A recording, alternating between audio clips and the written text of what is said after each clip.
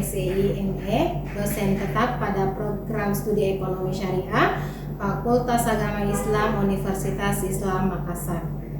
Salah satu mata kuliah yang saya ampu pada program studi ekonomi syariah adalah mata kuliah lembaga keuangan syariah yang terdiri dari 3 SKS.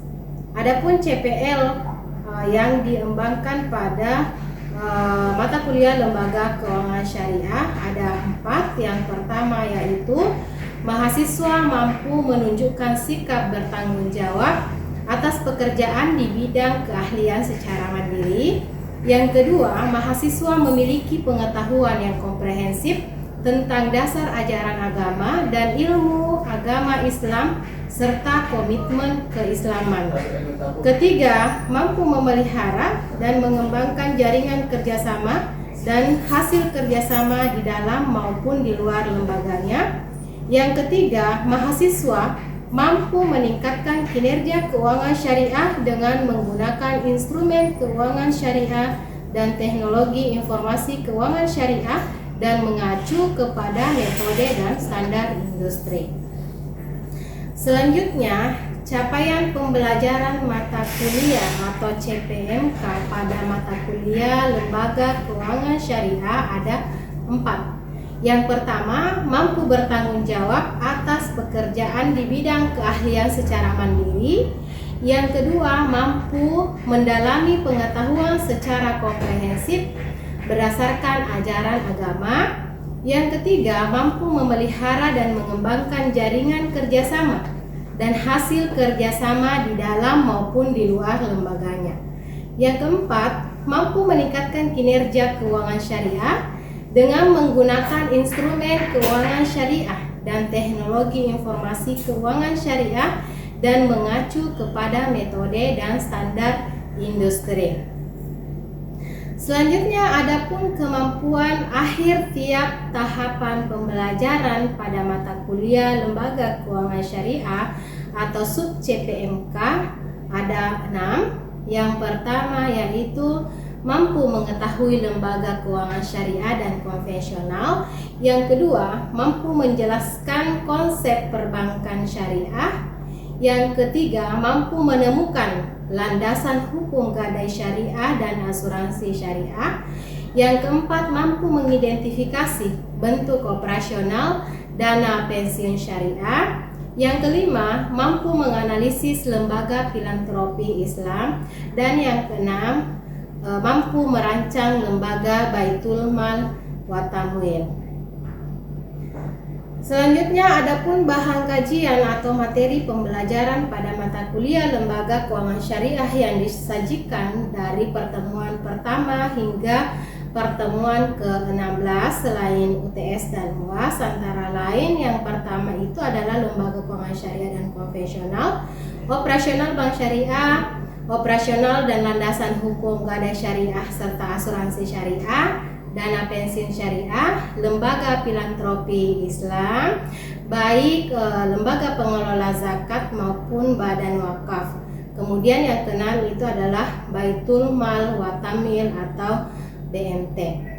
Adapun indikator penilaian yang digunakan di dalam mata kuliah lembaga keuangan syariah ini antara lain terdiri dari kehadiran yang diberikan bobot 15%, tugas 15%, keaktifan di kelas 20%, ujian tengah semester 25%, kemudian ujian akhir semester sebesar 25%.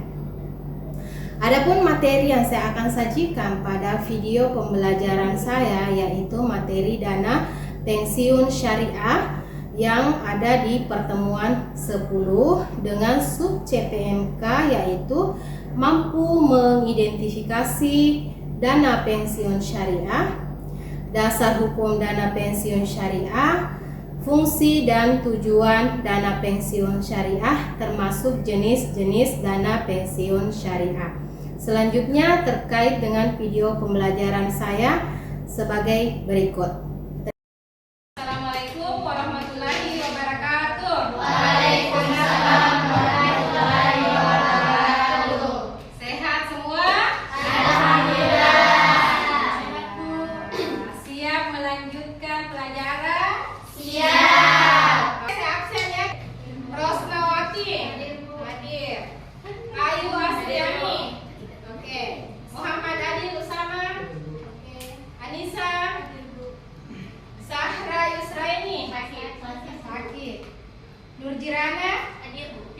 Rahmadina. Oke. Hanira Rahim. Izin Bu. Izin kemana?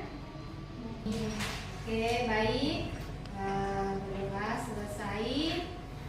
Insyaallah pada kesempatan hari ini kita akan membahas tentang dana pensiun syariah ya. Tapi sebelum kita mulai pada materi ini, kita akan feedback kembali dulu untuk pelajaran kita pekan yang lalu. Pekan lalu kita membahas tentang asuransi syariah. Oke, baik.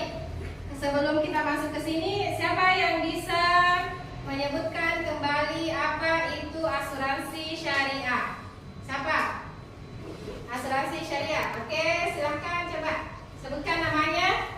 Perkenalkan, nama saya Sri Wahyuni. Ya. Terima kasih atas kesempatan yang telah diberikan. Saya akan memaparkan sedikit tentang apa itu asuransi syariah. Asuransi syariah adalah usaha saling tolong-menolong di antara para peserta dengan menggunakan akad tabarruk. Mungkin itu saja yang bisa saya paparkan secara singkat. Oke, itu tadi ya, asuransi syariah itu berarti akad tolong menolong menggunakan akad tabarruk.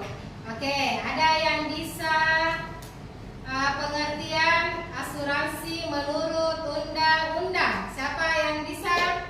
Oke, ini lagi.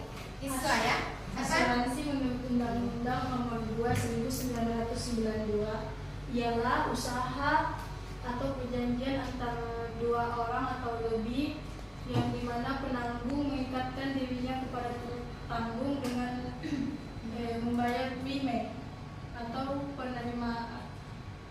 tertanggung menerima prime dari Premi ya. dari penanggung. Dari nasabah ke penanggung ya, dari tertanggung ke penanggung. Jadi intinya kalau di dalam undang-undang itu disebutkan bahwa asuransi itu adalah akad ya atau perjanjian antara pihak, misalnya pihak nasabah dengan pihak penanggung, nasabah dengan perusahaan asuransi. Iya, jadi baik asuransi konvensional maupun syariah, di mana nasabah harus membayarkan sejumlah premi. Iya, betul sekali. Oke, baik. Kalau begitu kita lanjutkan materinya pada dana pensiun syariah ya. Dana pensiun syariah. Oke, saya mau tanya lagi dulu. Kira-kira yang kalian pahami dana pensiun atau siapa sih yang bisa memiliki pensiun? PNS. Siapa? Para pekerja di Pemerintah ya, PNS. Ada yang lain? Ya, jadi betul ya. Jadi sebelum adanya Undang-Undang Nomor 11 Tahun 1992 itu memang yang berkembang di masyarakat bahwa yang bisa memiliki dana pensiun itu hanyalah siapa? Menjadi pegawai negeri sipil. Tetapi itu sebelum adanya Undang-Undang Nomor 11 Tahun 1992. Pengertiannya dulu dana pensiun ya, kita lihat. Di dalam Undang-Undang Nomor 11 kalian bisa lihat bahwa dana pensiun itu adalah badan hukum yang mengelola dan menjalankan program yang menjanjikan manfaat pensiun ya. Jadi ada badan hukum yang memang khusus mengelola ya. Ada badan hukum yang khusus mengelola. Kalau PNS kan badan hukum yang mengelola dana pensiunnya itu adalah apa? Taspen ya. Nah, taspen. Ya makanya biasa kalau PNS itu ada buku taspennya ya. Nah itu. Jadi dia adalah badan hukum.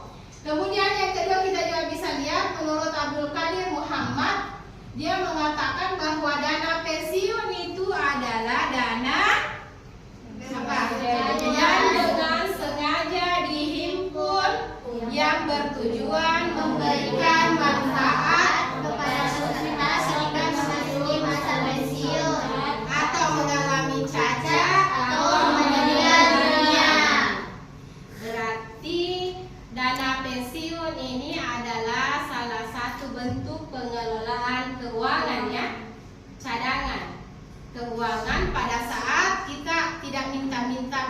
misalnya meninggal dunia, atau mungkin kita tidak minta-minta terjadi kecelakaan, ada cacat dan lain sebagainya ya.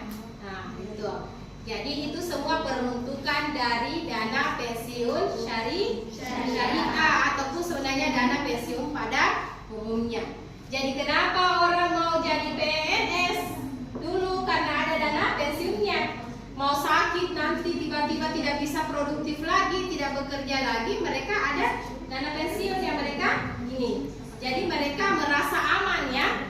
Mereka akan merasa tentram dengan pekerjaan yang sudah dia miliki. Tetapi bukan berarti kita berkecil hati dengan itu, karena dengan tadi undang-undang dijelaskan bahwa semua sekarang bisa punya dana pensiun. Oke, karena ini kita bahas dana pensiun syariah, kita lihat dalam fatwa DSN MUI. Siapa yang bisa baca? Di atas apa yang disebutkan tentang dana pensiun syariah? Apa itu? Ya.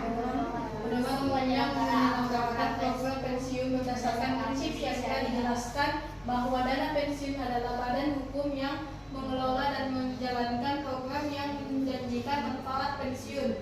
Sampai saat ini dana pensiun syariah berkembang pada dana pensiun lembaga keuangan DPLK yang dilaksanakan oleh beberapa bank dan asuransi syariah ya. Jadi untuk sekarang sampai saat ini yang mengelola dana pensiun lembaga keuangan syariah itu masih pada batas bank ya. Misalnya BSI, Bank Syariah Indonesia, ataupun pada perusahaan asuransi. Oke, ada pertanyaan sampai di sini? Pertanyaanku seputar yang tadi antara PNS sama swasta.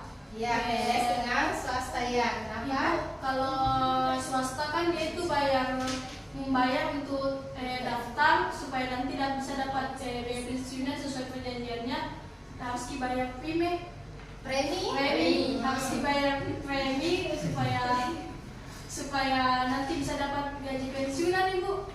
Kalau pekerja PNS itu berarti gajinya ada yang dipotong bu. Iya. Swasta ya. Yes. Swasta dengan PNS. Jadi pada umumnya untuk tabungan dana pensiun itu tidak dikenal istilah premi ya. Kalau premi kemarin adalah tabungan untuk asuransi, ya, asuransi. Kalau untuk dana pensiun itu lebih kepada tabungan, ya. Jadi kalau yang PNS itu kan tabungannya dia langsung dipotong dari gajinya. Jadi begitu juga pekerja swasta yang memiliki instansi yang menaungi, tabungan dana pensiunnya juga bisa dipotong dari gajinya. Bagaimana kalau yang bekerja lepas atau bebas? Di mana dia dipotong? Bagaimana cara penabungnya, menabung ininya dana pensiunnya? Ada yang bisa jawab? Mendaftarkan dirinya ke lembaga. Mendaftarkan dirinya dulu ke DPLK, kemudian bayar per bulan. Bisa per bulan, bisa per triwulan, bisa per 6 bulan, atau per tahun. Tergantung yang mana yang mereka pilih, yang mana yang mereka sepakati, yang mana yang mereka merasa lebih ringan. Kan tabungan, berarti kalau kita menabung harus datang menyetor dong ya. Datang menyetor ke lembaganya atau bisa mobile banking. Sekarang kan kita lebih ini ya. Ini adalah tabungan. Namanya saya tabungan dana pensiun. Kalau yang PNS dipotong gajinya, ya. cara daftar dana pensiun apa saja syarat-syaratnya? Oh iya, syarat dana pensiun. Sebenarnya ada ya, ini untuk pertemuan 11. Jadi dana pensiun itu pasti butuh KTP, kartu keluarga ya. Itu bisa. Mudah sebenarnya persyaratannya. Sisa kita bagaimana datang ke DPLK, kita memperdalam dulu supaya paham kedua belah pihak. Jangan sampai juga was-was, jangan sampai menabung terus tidak dapat ya. Jadi bisa berkunjung ke tempatnya, pasti akan lebih paham. Toh? Oke. Misal saya daftarkan dana pensiun ibu, yang ambil itu sistem pembayarannya itu per bulan. Tapi misal bulan ini sudah saya bayar, bulan depan saya bayar, tapi di bulan ketiga itu Bu ada kendala dalam ekonomiku, nggak bisa membayar. Itu bagaimana Bu sistemnya? Apakah dapat denda atau bagaimana? Dapat denda atau bagaimana? Iya, kalau tergantung tadi ya kondisinya, misalnya di bulan ketiga tidak punya. Jadi kalau di lembaga keuangan sama halnya misalnya kalau di asuransi kemarin itu kan kalau misalnya menunggak berarti pada saat terjadi sesuatu kita tidak bisa mengklaim sebelum kita membayar dulu semua tabungan yang sudah disepakati. Jadi kalau begitu tadi yang ketiga tidak mampu membayar, kalaupun tidak mampu, kalau pada saat sudah punya kemampuan harus dibayarkan supaya programnya tetap berjalan ya. Nah, jadi kalau misalnya tidak berjalan nanti mungkin akan ada dendanya, tetapi harus tetap dilanjutkan supaya program dana pensiunnya kita tetap berjalan. Jadi jangan hanya membayar 2 bulan, tidak membayar sampai terjadi apa-apa atau pensiun, kemudian pergi mencari tabungannya, tidak bisa ya. Nah, seperti itu. Ibu, Ya. berjangka. Ibu waktunya itu berjangka atau pasti sudah pensiun baru dikasih atau bisa kayak umur 30 tahun sampai situ di nelayan berjangka gitu. Ada di pembahasan selanjutnya. Ya. Oke, kalau begitu kita lompat pembahasannya. Karena ada tadi yang ada berjangka kah atau kita bisakah memilih 35 tahun saja pensiun? Berapa aturannya kita pensiun sekarang? Kan pensiun, ya pensiun Pak? Pensiun 35 masih usia produktif. Maksudnya kayak usia lainnya Bu, sempat sampai umur segini tidak bayar, tapi nanti kan bergaji pensiunnya 55 pi. Maksudnya Ya. sistem pembayarannya. Pembayaran. Ya, jadi pensiun itu ya kalau kita mau lihat, kita lihat di sini ya. Ada berdasarkan ini. Jadi ada jenis-jenis dana pensiun. Jenis-jenis dana pensiun ini ada salah satunya berdasarkan waktu pembayaran manfaat. Lihat yang pertama ada namanya pensiun normal. Hah? Ada pensiun normal. Pensiun normal adalah manfaat pensiun bagi peserta yang dimulai dibayarkan setelah peserta pensiun mencapai usia 55 tahun atau 60 tahun. Bagi guru itu 60 tahun itu sudah usia pensiun. Kalau dosen usia pensiun 65 tahun. Berarti kalau saya masuk dana pensiun, saya akan menerima dana pensiun saya ketika saya berumur 65 tahun. Ketika itu kalau adalah pensiun normal. Itu kalau normalnya kita panjang umur, tidak ada apa-apa ya. Amin. Berarti saya akan mengklaim dana pensiun saya di umur saya 65 tahun. Itu kalau pensiun normal. Ada namanya pensiun dipercepat. Seperti tadi Kiran dia mau percepat pensiunnya. Ya. Oke, pensiun dipercepat ada juga namanya. Manfaat pensiun yang dibayarkan kepada peserta pensiun pada usia tertentu sebelum usia pensiun normal. Ada kadang ini ya, misalnya dia sudah tidak mau ini, dia pensiun dini, betul. Pensiun dini. Jadi misalnya dia PNS di usia 25 tahun, di umur 35 tahun dia sudah mau pensiun, bisa pensiun dini. Bisa. Mengajukan pensiun dini berarti tidak terima gaji tiap bulan, Pak. Pensiun kan beda dengan gaji per bulan, agak di bawah ya. Nah, berarti dana pensiunnya dia mau bisa terima di itu tadi di 35 tahun umurnya ketika dia mengajukan pensiun dini. Tidak harus tunggu 65 tahun. Kalau sudah mau berhenti jadi PNS misalnya atau mau berhenti jadi pekerja. Kalau semisal PNS buka pensiun dini itu bakalan di uang pensiunannya itu sekaligus dia terima atau sama PNS yang lain? Tergantung ya, jadi tergantung apakah dia mau menerima. Ada juga metode pembayarannya bisa langsung, bisa sekaligus, bisa diangsur. Tergantung. Jadi kalau misalnya orang mau pilih dibayar sekaligus, mungkin karena mau buka usaha, tagihan pensiun dini mungkin Tapi kalau misalnya ada orang tua yang mungkin 55 tahun, dia memilih pembayarannya per tahap saja, per bulan, supaya ada biayanya per bulan, karena dia tidak mau usaha. Tergantung kesepakatan yang dipilih, yang mana ya, seperti itu. Kemudian berdasarkan ini masih waktu pembayarannya ada namanya pensiun cacat, ya. Pensiun cacat yaitu manfaat pensiun bagi peserta yang dibayarkan bila peserta menjadi cacat. Pembayaran manfaat pensiun dibayarkan bukan karena usia pensiun, akan tetapi karena kecelakaan yang dialami. Jadi namanya saya perjalanan, kita tidak tahu ya, ada mungkin yang sakit atau yang cacat, ya. Mereka akan mendapatkan cacat dan mereka tidak bisa bekerja lagi. Misalnya cacat apa ya, yang berarti parah ya. Nah itu juga bisa diklaim pensiunnya karena mereka tidak diharapkan lagi untuk sembuh, misalnya untuk tidak bisa lagi mungkin berjalan, tidak bisa lagi ke tempat kerjanya. Ya, oke, ada pertanyaan sampai Saya, Bu. sini? Iya. Saya bukan Bu, ini sharing juga. Sharing masalah ya. Ini kan Bu, ada nenek Bu, suaminya dulu Bu, tapi pensiun nih, meninggal nih juga, terus itu gajinya tuh istrinya. Iya.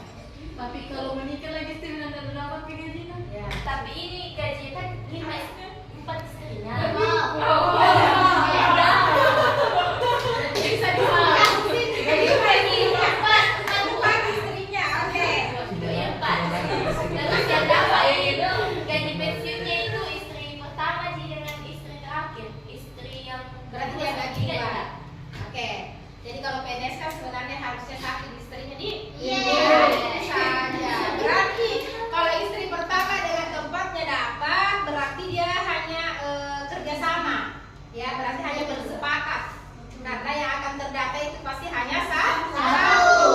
Hanya satu yang terdata. Berarti istri pertamanya baik, mau berbagi dengan istri keempat. Aku dengan yang dua ini. Iya. Tapi sesuai peraturan itu hanya satu yang ditanggung, ya. Hanya satu yang masuk sebagai penerima pensiunan, ya. Baik, kita cukupkan sampai di sini. Lebih dan kurangnya mohon dimaafkan. Wassalamualaikum warahmatullahi wabarakatuh. Demikianlah video pembelajaran saya tentang dana pensiun syariah. Lebih dan kurangnya mohon dimaafkan. Wallahul muwaffiq ila aqwamit thoriq. Wassalamualaikum warahmatullahi wabarakatuh.